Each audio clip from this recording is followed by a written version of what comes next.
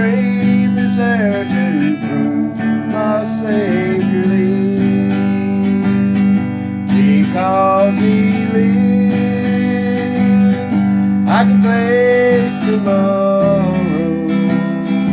Because He lives, all fear is gone.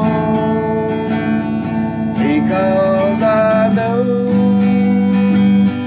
who holds the future, and life is worth believing just because He lives. Alright, we're on Job 28. Surely there is a vein for the silver, and a place for gold where they find it. Iron is taken out of the earth, and brass is molten out of the stone. He setteth an end to darkness, and stretches out all perfections, the stones of darkness, the shadow of death. The flood breaketh out from the habitation, even the waters forgotten of the foot. They are dried up, they are gone away from men.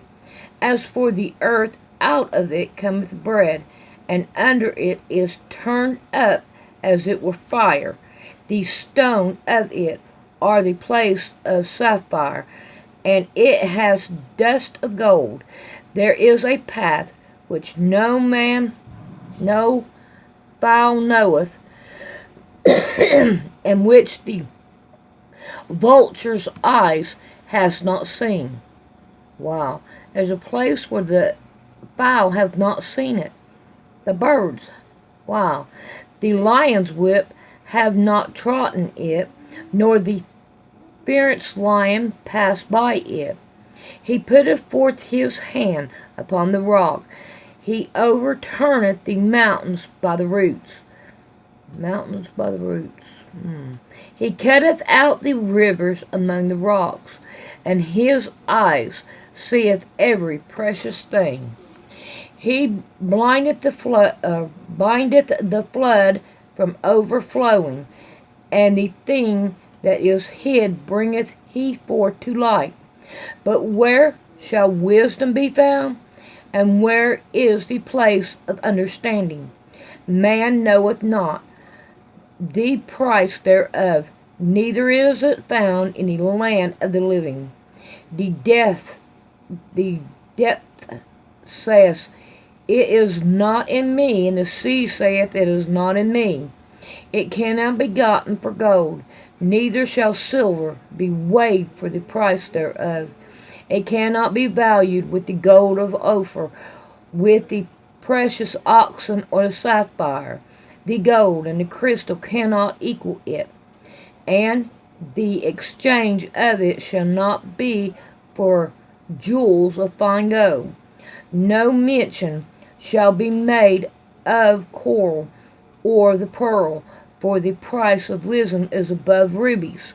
The topaz of Ethiopia shall not equal it, neither shall it be valued with pure gold. Wow. All these stones are the ones that was on the breastplate of the Levite. Whence then cometh wisdom, and where is the place of understanding? Seeing it is hid from the eyes of all living, and keepeth close from the fowls of the air. Desolation and death say, we have heard the thing thereof with our ears. God understandeth the way thereof, and he knoweth the place thereof.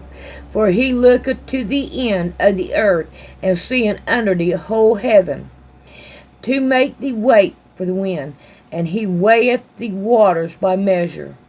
When he made a degree for the rain, and the way for the lightning of thunder, then did he see it, and declare it. He prepared it, yea, stretched it out. And unto man he said, behold, the fear of the Lord, that is wisdom, and to depart from evil is understanding. All right, we're on 29.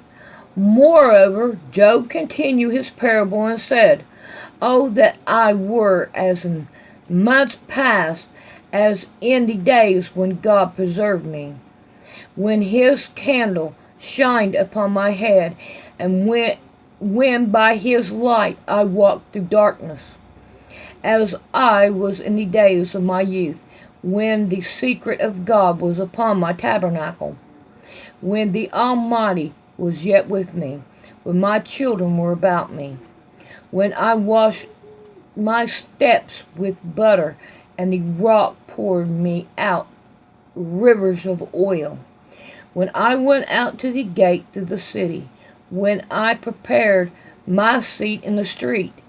The young man saw me and hid himself, and the aged arose and stood up. The princes refrained talking and laid their hands on their mouth. The nobles held their peace, and their tongue cleaved to the roof of their mouth. When the ears heard me, then it blessed me, and when the eye saw me, it gave witness to me. Because I delivered the poor that crieth, and the fatherless, and him that had none to help. Bless of him that was ready to perish come upon me, and I caused the widowed heart to sing for joy. I put on righteousness, and it clothed me. My judgment was as a robe and a denim. I was eyed to the blind, and feet was I to the lame. I was a father to the poor, and the cause which I knew not I searched out. And I broke the jaws of the wicked, and plucked the spoils out of his teeth. Then I said, I shall die in my nest, and I shall multiply my days as the sand. My roots was spread out by the waters, and the dew laid all night upon my branch. The glory was fresh in me, and my bow was renewed in my hand. Unto me men gave ear, and waited, and kept silent at my counsel. After my words they spoke not again. My speech dropped upon them, and they waited for me as for the rain, and they opened their mouth wide as for the latter rain. If I laughed on them, they believed it not, and the light of my countenance they cast not down. I chose out of their way, and they sat chief, and dwelt as a king in the army, as one that comforted the mourners. All right, we're on 30. But now, they that are younger than I have me in desertion. I don't know what that is. Whose father I would have disdained to have set with the dogs of my flock. Yea, thereto might the strength of their hands profit me, and whom old age was perished. For want and famine they were solitary, fleeing into the wilderness in former time, desolate and waste, who cut up mallows by the bushes, and jasper root for their meat. They were driven forth from among men. They cried after them as after a thief, to dwell in the cliffs of the valley, in the cliffs of the earth, and in the rocks. Among the bushes they prayed. Under the nestles they were gathered together. They were children of fools, yea, children of base man. They were viler than the earth, and now am I their song, yea, I am their byword. They arbor me, they flee far from me, and spared not to spit in my face, because he has loosened my cord and afflicted me. They have also let loose the bridle before me. Upon my right hand rise youth. They push away my feet, and they rise up against me in the way of their destruction. They mar my path. They set forward my calamity. They have no helper. They came upon me as a wide breaking of the waters. In the desolation they rolled themselves upon me. Terrors are turned upon me. They pursue my soul as the wind, and my welfare passes away as a cloud. And now my soul is poured out upon me.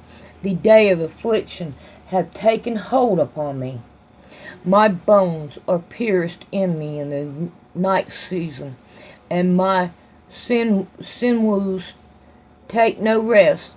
By the great force of my disease in my garment changed, I bindeth me about the collar of my coat. He hath cast me into the mire, and I am became like dust and ashes. I cry unto thee, and thou doest not hear me. I stand up, and thou regardest me not. Thou art become cruel to me. With thy strong hand thou oppressest thyself against me. Thou liftest me up to the wind, and thou castest to ride upon it, and dissolvest my substance. For I know that thou wilt bring me to death, and to the house appointed for all living. Howbeit, he will not stretch out his hand to the grave, though they cry in his destruction. Did not I weep for him that was in trouble? Was not my soul grief to the fore? When I looked for good, then evil come upon me, and when I waited for light, there came darkness. My bowels boiled and rested not. The day of affliction prevented me. I went mourning without sun, and stood up and cried in the congregation. I am a brother to dragons, and a companion to owls.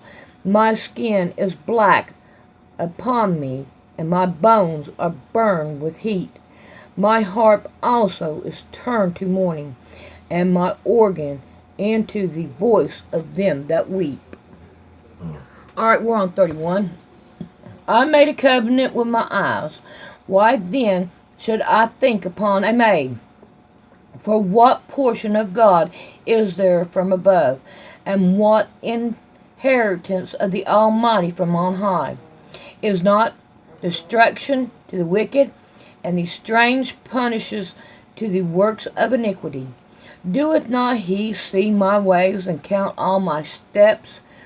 If I have walked with vanity, or if my foot have haste to deceit, let me be weighed in an even balance, that God may know my integrity.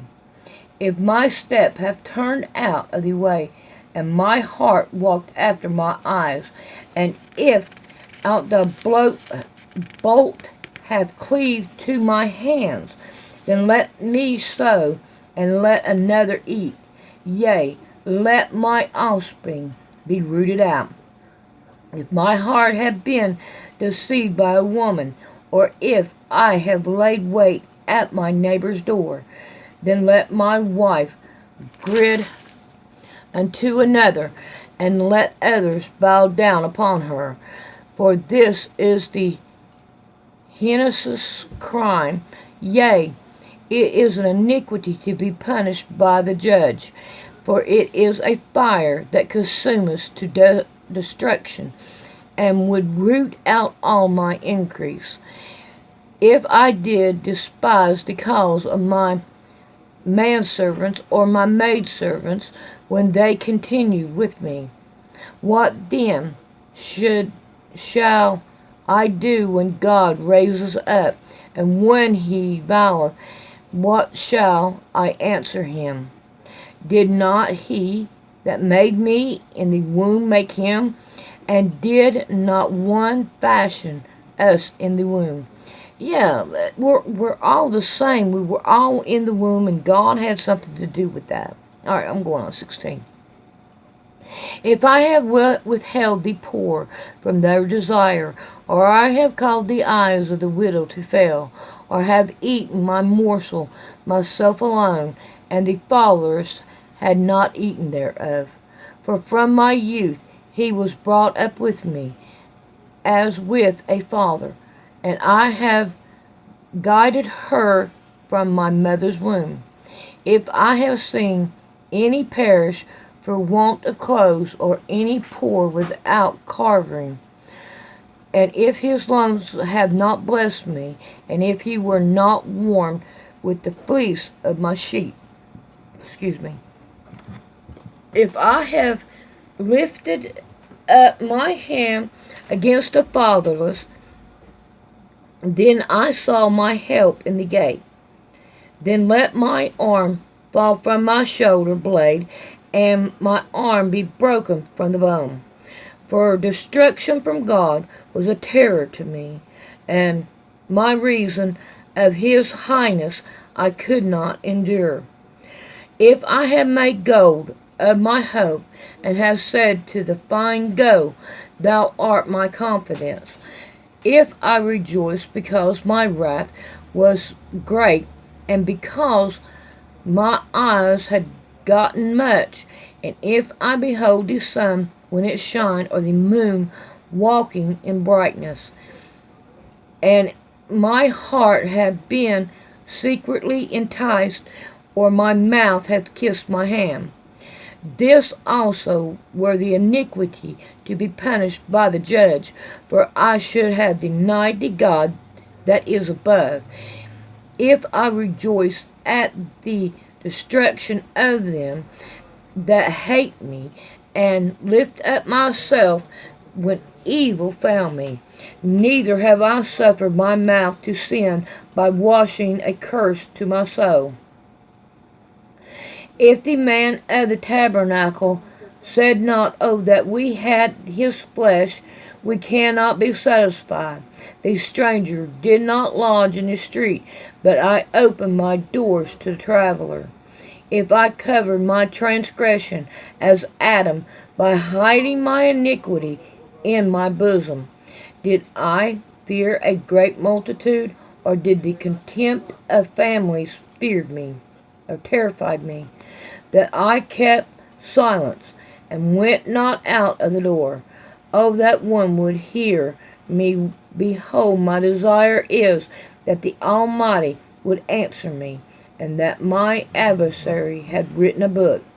Surely I would take it upon my shoulders, and bind it as the crown to me. I would desire unto him the number of my steps. As a prince would I go near unto him. If my land cry against me, or that the furrows likewise thereof complain, if I have eaten the fruit thereof without money, or have caused the owners thereof to lose their life, let the thistles grow instead of wheat, and cockles instead of barley. The words of Job are ended. Alright, we're on 32. So these three men ceased to answer Job, because he was righteous in their own eye. Then was kindled the wrath of Elihu the son of Barachel the Buzite, of the kindred of Ram. Against Job was his wrath kindled, because he justified himself rather than God. Also against his three friends was his wrath kindled, because they had found no answer, and yet condemned Job.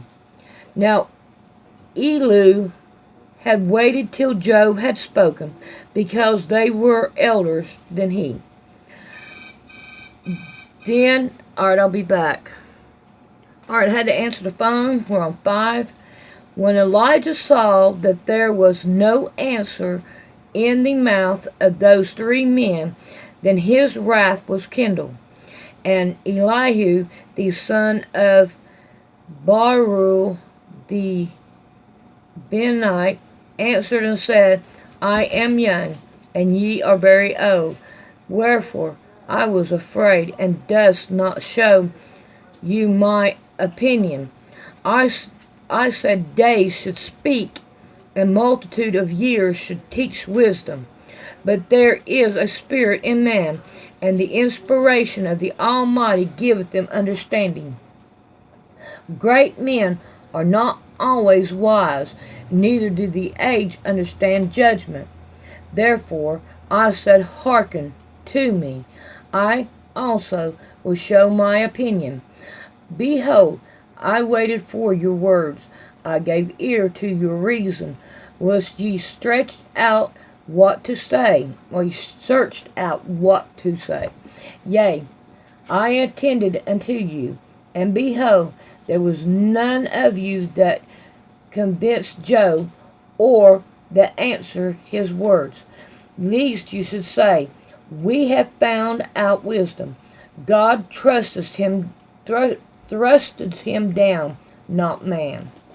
Now he had not directed his words against me, neither will I answer him with your speech. They were amazed, they answered no more, and they left off speaking. When I had waited for, they spoke not, but stood still and answered no more. I said, I will answer also my part. I also will show my opinion, for I am full of matter. The spirit within me constraineth me. Behold, my belly is as wine which has no vent. It is ready to burst like new bottles. I will speak, that I may be refreshed, and I will open my lips and answer. Let me not, I pray you, accept any man's person, neither let me give flattering titles unto men, for I know not to grieve flattering tithes. In so doing, my Maker would soon take me away. All right, we're on 33, and we will pick it up then.